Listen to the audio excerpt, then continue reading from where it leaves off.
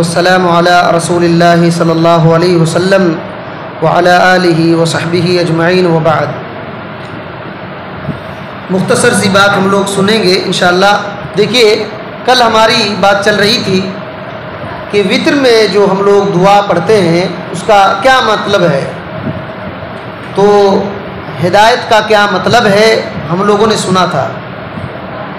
उसी में एक बात ये है, वाफ़िनी फ़ी मन आफ़ैत, उसी दुआ में जो बाकी बची है हम लोग उसको आज सुन लेते हैं।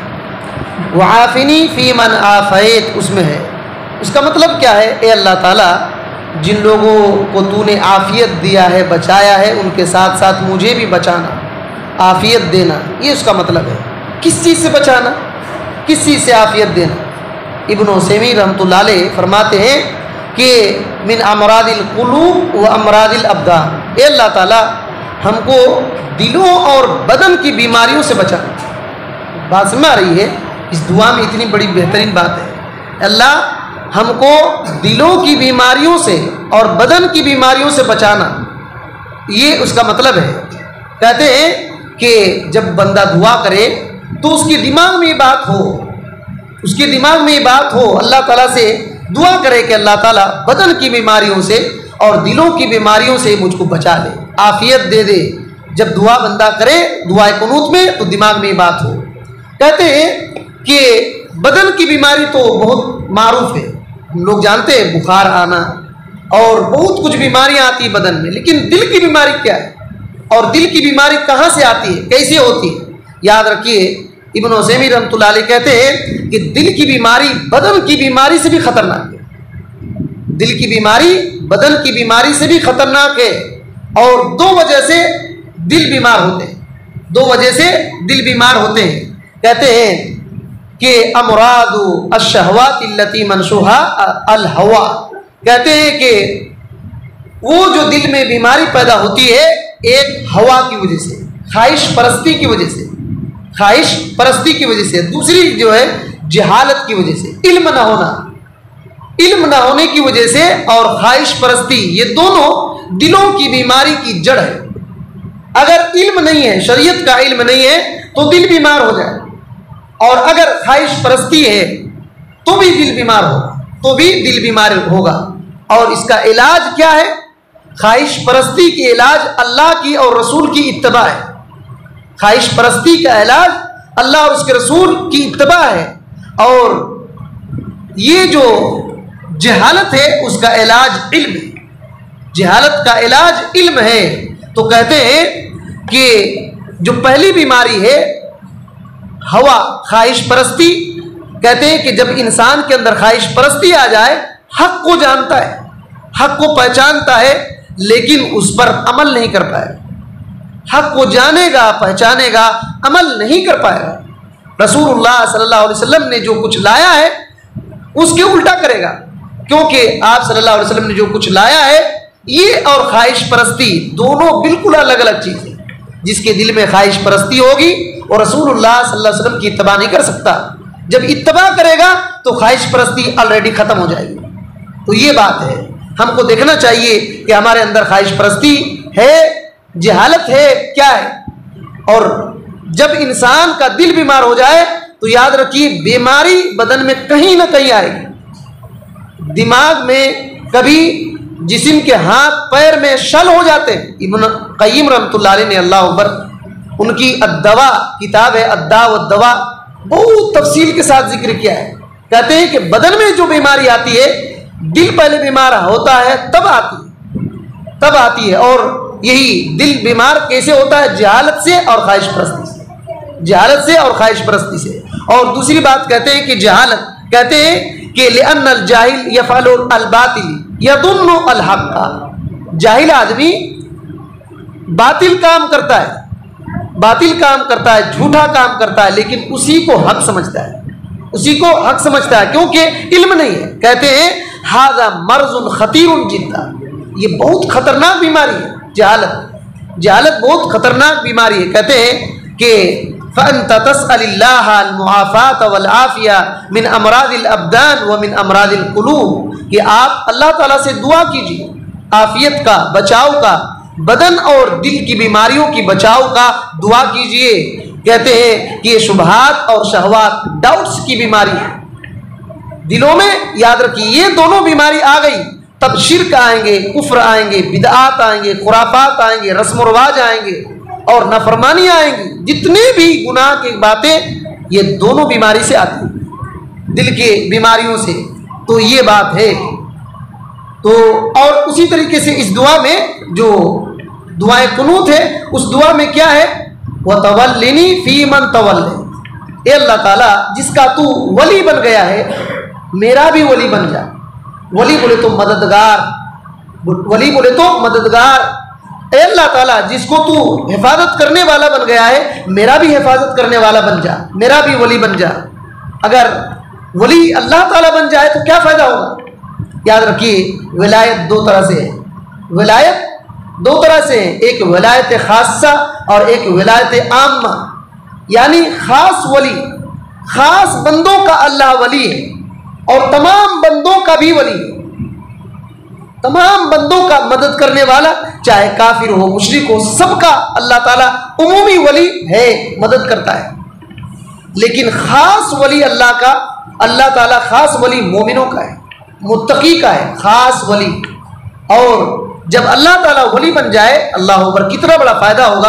आप देखिए सूरतुल बकरा की जब आयत नंबर 250 पर 7 पढ़ेंगे, अल्लाह ताला फरमाता है अल्लाहु वलियुल्लज़ीना आमनू युखरिजुहुम मिनज़्ज़ुलुमाति इलन-नूर वल्लज़ीना कफ़रू औलियाहुमुत तागूत।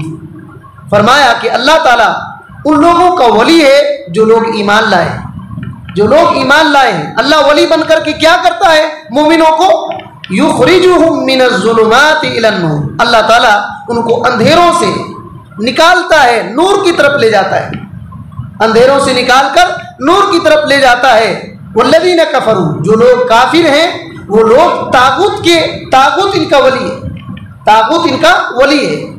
यहाँ देखिए अल्लाह ताला अंधेरों से निकालता है, किस चीज़ के अंधेरे, कुफ्र के अंधेरे, शिर्क के अंधेरे, बिदआत के अंधेरे, नाफरमानी के अंधेरे, ये अंधेरे हैं। याद रखिए ये अंधेरे हैं, शिर्क अंधेरा है, कुफ्र अंधेरा है, बिदआत अंधेरा है, अल्लाह की नाफरमानी अंधेरा है। और किस नूर की तरफ ले जाता है अल्लाह, तौहीद के नूर, तौहीद का नूर, सुन्नत का नूर और इत्तबा इताअत का नूर की तरफ ले जाता है। ये मोमिनों को अल्लाह ताला इस तरह करता है। लेकिन जो आदमी कुफ्र करते हैं तो उनका वली तागूत होता है, शैतान होता है, शैतान उनका वली होता है, शैतान उनका वली होता है। यहाँ तागूत की तशरीह मैं नहीं करूँगा, वक्त गुजर जाएगा, वक्त गुजर जाएगा। इमाम मोहम्मद बिन अब्दुल वहाब रहमतुल्लाह ने एक किताब ही लिख दिया है तागूत के ताल्लुक से, तागूत के ताल्लुक से इंशाअल्लाह वो बात हमारी आएगी। तागूत के बारे में मैं ज़रूर बताऊंगा कि तागूत क्या क्या है।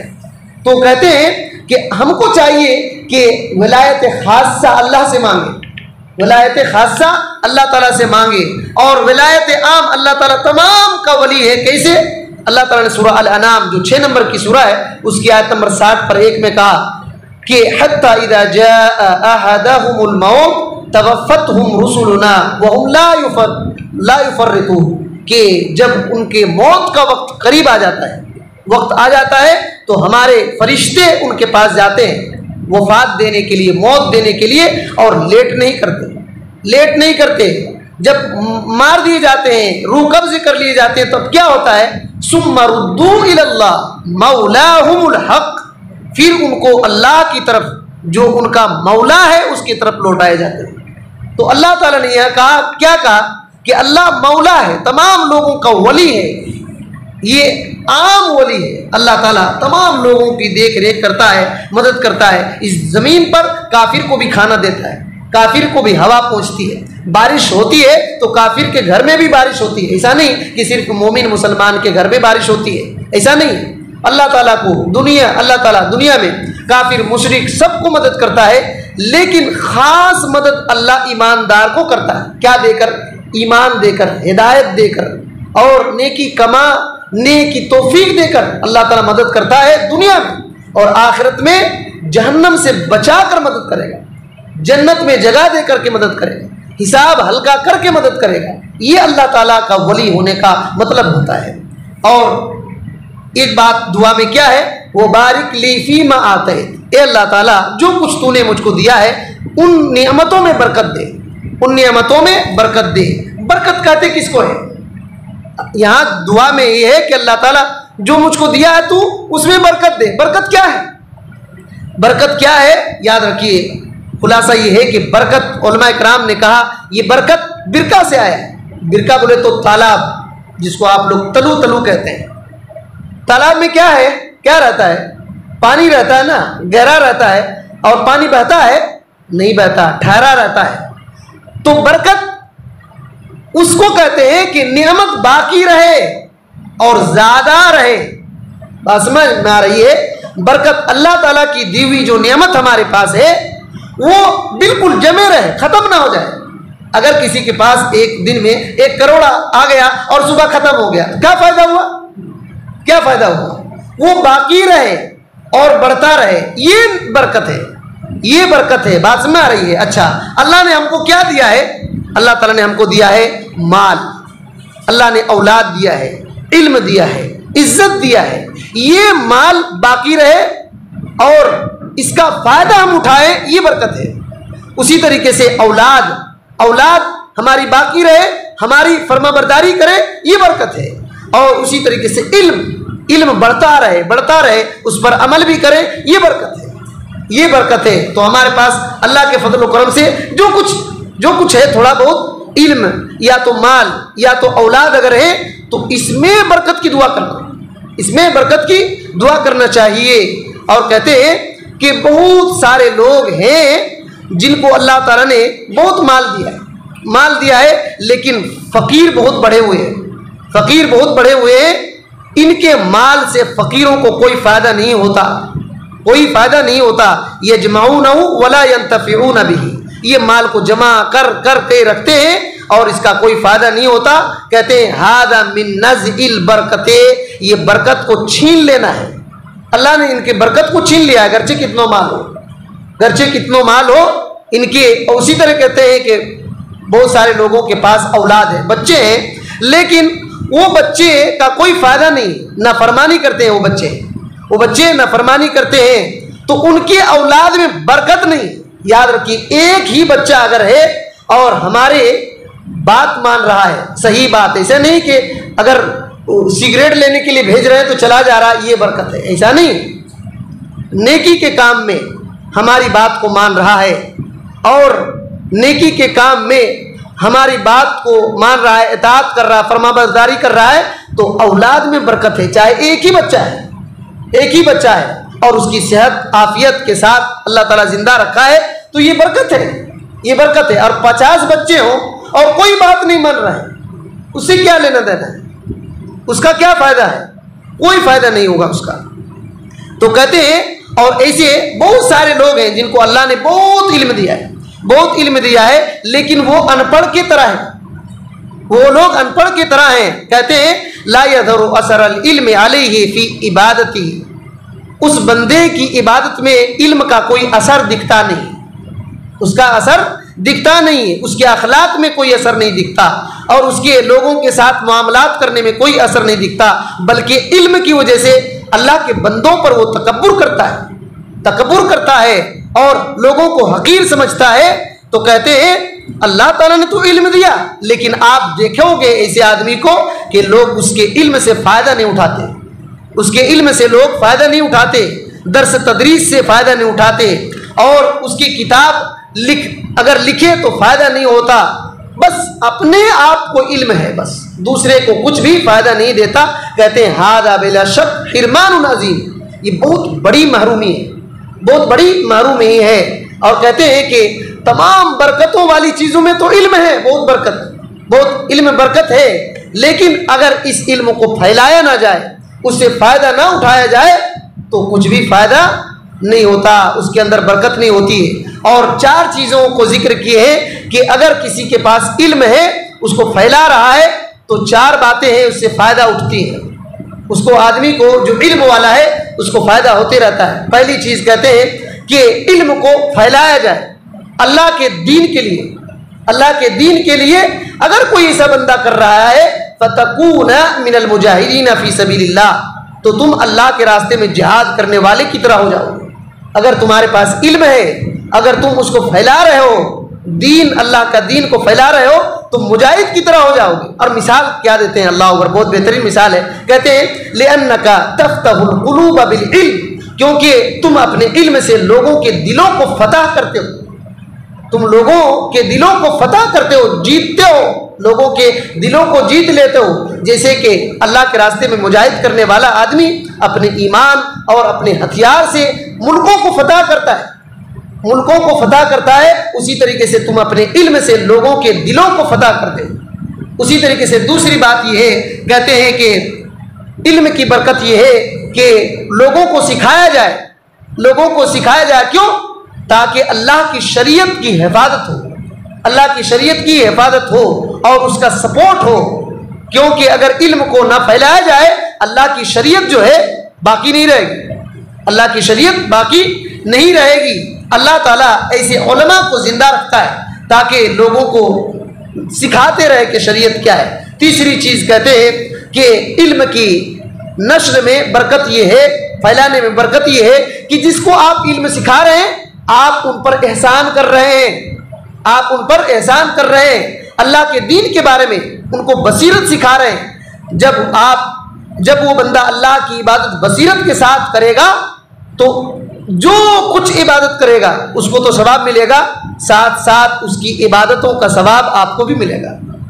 ये इल्म का फ़ायदा है, ये इल्म का फ़ायदा है कि अगर उस इल्म की बुनियाद पर वो अमल किया उसको तो सवाब मिलेगा, सिखाने वाले को भी सवाब मिलेगा। और चौथी बात यह है कि इल्म को फैलाने में यह है कि उस बंदे का इल्म बढ़ जाएगा, जिसके पास इल्म है, फैला रहा है, उसका इल्म और बढ़ता जाएगा, इल्म और बढ़ता जाएगा। अगर इल्म को रोक लिया तो फिर इल्म ख़त्म हो जाएगा, इल्म ख़त्म हो जाता है। बहुत सारे लोगों का इल्म डिलीट हो जाता है इल्म ना सिखाने की वजह से। और इस दुआ में एक बात है, वकीना शर्र मा क़ज़े, ए अल्लाह ताला जो तू फैसला करता है उसके शर से मुझको बचाना, उसके शर से मुझको बचाना। याद रखिए कि अल्लाह रब्बुल आलमीन शर का और खैर का फैसला करता है, शर का और खैर का फैसला करता है। लेकिन अगर शर का खैर का फैसला बोले तो किसी को अल्लाह ताला ने रिज़्क़ बढ़ा दिया, किसी को इत्मीनान दे दिया, किसी को हिदायत दे दिया, किसी की मदद कर दिया, किसी को इल्म दे दिया। ये जो फैसला अल्लाह ने किया है ये बिल्कुल ये खैर ही खैर है, ये खैर ही खैर है। और कभी अल्लाह ताला शर का फैसला करता है, अल्लाह के फैसला जो किया अल्लाह ने वो असल में खैर है, लेकिन जिसके लिए किया वो शर है। बात में आ रही है? मिसाल के तौर पर एक मिसाल, कात साली होती है, बारिश रुक जाती है, बारिश रुक जाती है, अल्लाह ने फैसला किया, अल्लाह ने फैसला किया ना। अल्लाह जो कुछ भी फैसला करता है, अल्लाह का फैसला करना खैर है, लेकिन बंदों के लिए वो नुकसान दिखता है, बंदों के लिए वो नुकसान दिखता है, लेकिन है वो खैर, है वो खैर। कैसे? अल्लाह ताला ने सूरा रूम में आयत नंबर 40 पर 1 में ये फरमाया, ज़हरल फ़सादु फ़िल बर्रि वल बहरि बिमा कसबत अयदिन नास लियुज़ीक़हुम बअदल्लज़ी अमिलू लअल्लहुम यरजिऊन। फरमाया कि फसाद जो मचते हैं खुशकी में और समुद्रों में, वो क्यों मचते हैं? लोगों के गुनाहों की वजह से, लोगों की गुनाहों की वजह से। अल्लाह ताला ने कहा कि उनके बाज़ अमल का मज़ा मैं चखाऊंगा, अल्लाह ताला उनके बाज़ अमल का मज़ा चखाएगा। क्यों? लअल्लहुम यरजिऊन, ताकि वो जो गुनाह कर रहे हैं उससे पलट आए। देखिए, तो अल्लाह ताला जो उनको सज़ा चखाएगा, अल्लाह ने फैसला किया है, अल्लाह का फैसला करना बिल्कुल खैर है, लेकिन अजाब जो दिया तो उस बंदे के लिए वो नुकसान है कि नहीं? उसको नुकसान दिखता है ना, लेकिन अल्लाह का जो फैसला है वो खैर ही है। ये अजाब जैसे दूसरे सुनेंगे वो अल्लाह ताला की नाफरमानी से बच करके नेकियों की तरफ आएंगे, ये असल माना है इसका मतलब। तो अल्लाह रब्बुल आलमीन की से ये दुआ करना कि अल्लाह ताला हमको शर से बचाना, शर से बचाना, जो अजाब आते हैं उन अजाब से अल्लाह ताला हमको बचाए, अल्लाह ताला से दुआ करनी चाहिए। उसी तरीके से एक बात ये है कि इन्नका तक़दी वला युक़ज़ा अलैक, ए अल्लाह ताला तू फैसला करता है, तेरे ऊपर कोई फैसला नहीं करता, तू फैसला करता है, तेरे ऊपर कोई फैसला करने वाला नहीं है। अल्लाह ताला इस कायनात में फैसला करता है। सूरज इधर से उठना, कोई अगर पूरी दुनिया के लोग एक जमा होकर के सोचे कि नहीं नहीं आज पश्चिम से वो सूरज उठना चाहिए, तो होगा? नहीं हो सकता। इसी को कहते हैं कौनी फैसला। कौनी फैसला, कायनात में फैसला, और एक होता है शरई फैसला। अल्लाह ने नमाज का हुक्म दिया, कोई कहे कि नहीं नहीं नमाज आज से खत्म हो गया, कह सकता है? नहीं कह सकता। तो अल्लाह ताला कौनी और शरई दोनों फैसला करता है। अल्लाह के ऊपर कोई फैसला करने वाला नहीं। इसी वजह से कुरान मजीद में सूरह अल-अंबिया में आयत नंबर 20/3 में है, ला युसअलु अम्मा यफ़अलु व हुम युसअलून। अल्लाह कुछ भी करता है उसको सवाल नहीं किया जाता। बंदे जो कुछ करते हैं बंदे को सवाल किया जाएगा कि तुमने क्यों किया, लेकिन अल्लाह ताला कुछ करे तो अल्लाह को सवाल करने वाला कोई नहीं है। अल्लाह को सवाल करने वाला कोई नहीं है। उसी तरीके से एक बात यह है कि इन्नहु ला यज़िल्लु मन वालैह, ये अल्लाह ताला जिसका तू वली हो जाए तो उसको कोई जलील नहीं कर सकता, रुसवा कोई नहीं कर सकता। तो ये बात है। तो अल्लाह ताला जिस बंदे का वली हो जाए, मददगार हो जाए, तो अब उसको कोई दुनिया की ताकत उसको जलील, रुसवा, शर्मिंदा नहीं कर सकती है। उसको जलील और रुसवा, शर्मिंदा नहीं कर सकती है।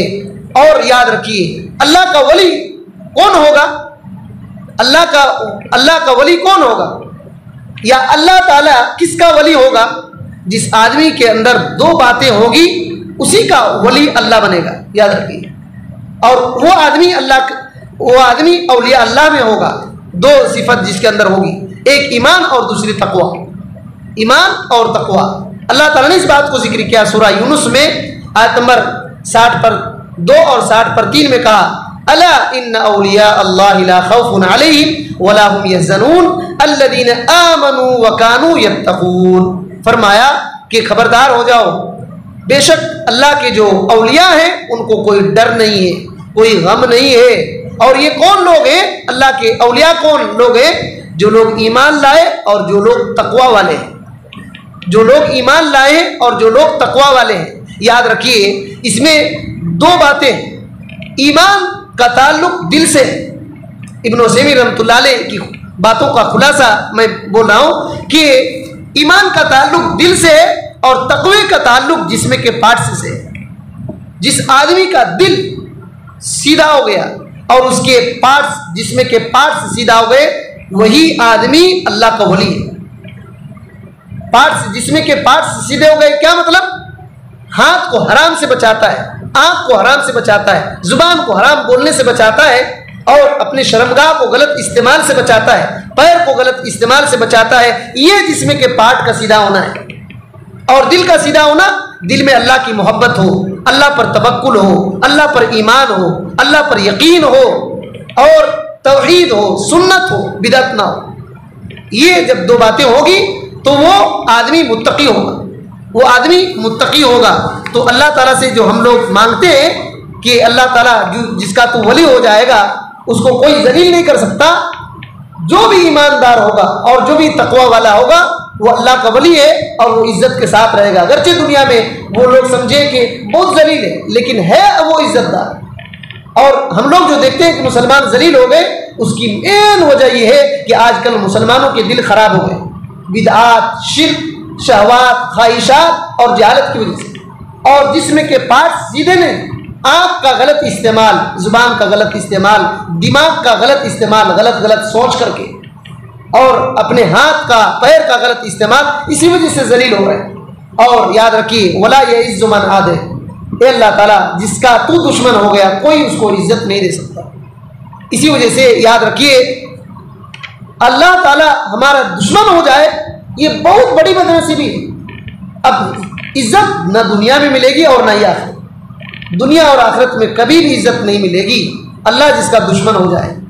और अल्लाह किसका दुश्मन है? तमाम काफिरों का दुश्मन है अल्लाह ताला। और ये लोग अल्लाह के दुश्मन है, ये लोग अल्लाह के दुश्मन है।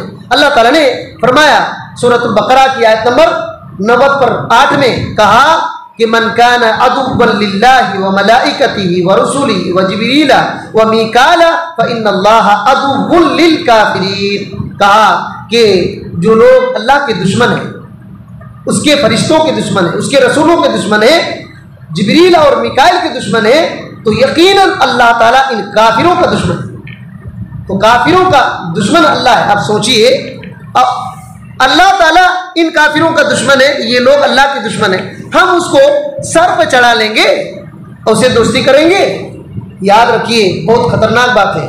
तिजारत कीजिए लेकिन दिल से मोहब्बत हरगिज़ नहीं करना, दिल से मोहब्बत हरगिज़ नहीं करना। इसी वजह से अल्लाह ताला ने ये फरमाया है सूरह अल-मुजादला में, इन्नल्लज़ीना युहाद्दून अल्लाह व रसूलहु उलाइका फिल अज़ल्लीन। जो लोग अल्लाह और उसके रसूल से जंग करते हैं, झगड़े करते हैं, हुज्जत करते हैं, ये लोग जलील हैं, ये लोग जलील हैं। ये बात है। कौन गालिब होगा, कौन जीतेगा? अल्लाह ताला ने कहा सूरह अल-मुजादला की आयत नंबर 21 में, कतबल्लाहु लअग़लिबन्ना अना व रसूली इन्नल्लाहा क़विय्युन अज़ीज़। अल्लाह ने लिख दिया है, अल्लाह ने लिख दिया है, फर्ज कर दिया है कि ज़रूर मैं गालिब होऊंगा और मेरे रसूल गालिब होंगे, मैं जीतूंगा और मेरे रसूल जीतेंगे। तो ये अल्लाह ने फैसला कर दिया है कि मैं जीतूंगा और अल्लाह ने कहा मेरे रसूल जीतेंगे। तो जो आदमी अल्लाह के रास्ते में रहेगा और रसूलुल्लाह सल्लल्लाहु अलैहि वसल्लम के रास्ते में रहेगा, वो जीतेगा कि नहीं जीतेगा? जीतेगा, वो ज़रूर जीतेगा। तो ये बात है। और कहा कि अल्लाह ताला मजबूत, ताकतवर और गालिब है। तो ये बात है। और लास्ट में है, तबारकता रब्बना व तआला, तबारकता, अल्लाह ताला तू बरकत वाला है, तू हमारा रब है और तू बुलंद है, तू बुलंद है। याद रखिए, अल्लाह ताला बुलंद अपनी ज़ात के हिसाब से भी है और अपनी सिफात के हिसाब से भी है। अपनी ज़ात के हिसाब से अल्लाह ताला सातों आसमान के ऊपर अर्श पर मुस्तवी है और तमाम मखलूक में सबसे ऊपर मखलूक अल्लाह का अर्श है, अल्लाह का अर्श है और उस अर्श के ऊपर अल्लाह मुस्तवी है। और अल्लाह ताला अपने सिफात के हिसाब से भी बुलंद है। जैसे अल्लाह ताला देखता है, अल्लाह का इल्म है, अल्लाह बोलता है तो हर नुक्स और ऐब से पाक है। अल्लाह ताला इस तरह बुलंद है अपनी सिफात में। हम सुनते हैं, दीवार से उस पार नहीं सुन सकते, लेकिन अल्लाह ताला अर्श पर मुस्तवी होने के बावजूद भी इस सातों ज़मीन के नीचे अगर कोई चीज़ है, उसकी भी बात को सुनता है। हज़रत यूनुस अलैहिस्सलाम मछली के पेट में फंसे और दुआ की, कौन सुना? किसने निकाला? अल्लाह ने निकाला कि नहीं निकाला? गार में फंसे थे लोग, 3 लोग, वहां से दुआ कर रहे थे, किसने सुना? अल्लाह ताला ने सुना। तो अल्लाह ने निकाला कि नहीं निकाला? इब्राहिम अलैहिस्सलाम को आग में फेंक दिया गया, किसने सुना? अल्लाह ने सुना। अल्लाह ने बचाया कि नहीं बचाया? तो अल्लाह ताला अपनी सिफात में भी बुलंद है, अपनी ज़ात में भी बुलंद है। ये सब कुछ बातें हैं और बहुत सारी बातें रह गई। तो अल्लाह ताला से हम दुआ करते हैं कि अल्लाह ताला इस दुआ के अंदर जो माना मतलब है, इन माना मतलब को हमें समझने की तौफीक दे। अल्लाह ताला तू हमारा हकीकी वली बन जा। अल्लाह ताला हमें रुसवाई से बचा, क़यामत के दिन की रुसवाई से। अल्लाह ताला हमें जब तक ज़िंदा रखे, ईमान इस्लाम की हालत में ज़िंदा रखे, हमें शिर्क से, कुफ्र से, बिदअत, खुराफात से बचा कर रखे। आमीन। अस्सलामु अलैकुम व रहमतुल्लाहि।